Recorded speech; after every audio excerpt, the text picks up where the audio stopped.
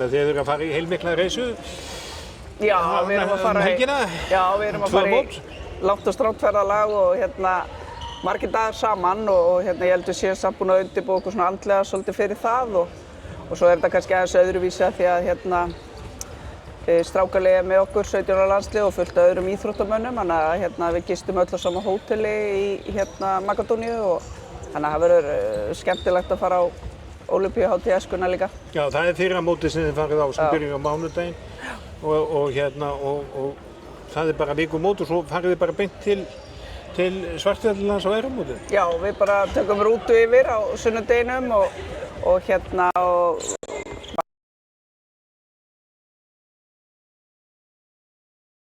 nota alla þá leiki sem við fáum.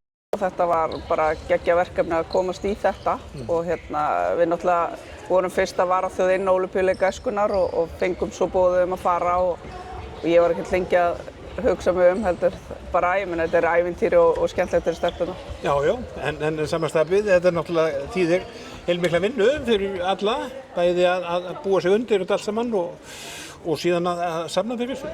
Já, ég meina þetta er náttúrulega eins og við vitum að vera landsliðsbarn í handbolta að það er dýrt en það er búið að ganga vel og það eru búin að vera duglegar og við náttúrulega leið og við vissum þetta þarna í kringum, hvað var það, mars að þá fór ég í líka ákveðið verkefni að minna foreldra á, það þarf að tala það kom alls konar tilfinningar á þessum 24 dögum sem við erum saman og við þurfum að vinna með það og ég held við séum bara búin að undirbúa okkur mjög vel fyrir það. Já, eins og segir, þetta mun reyna verulega á að vera svona lengi saman og fjarri svona bara ættingjum og fjölskyldum.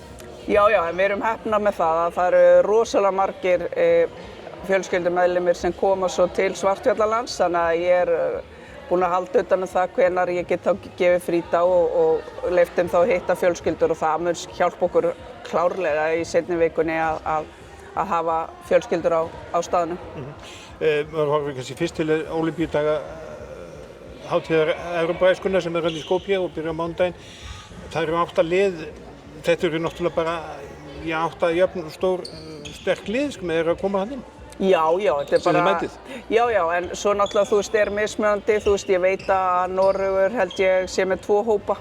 Einn hópur sem fer á þetta og annar sem hópur fer sérst á EM og það er náttúrulega óskapellegt enda hafa þau kannski fleiri leikmönnum að móða úr Þannig að ég veit ekki hvernig aðrar þjóðir gerir þetta en ég meina þetta er bara reynsla og bara verður held ég ótrúlega skemmtilegt. Og svona væntingar einhverjar?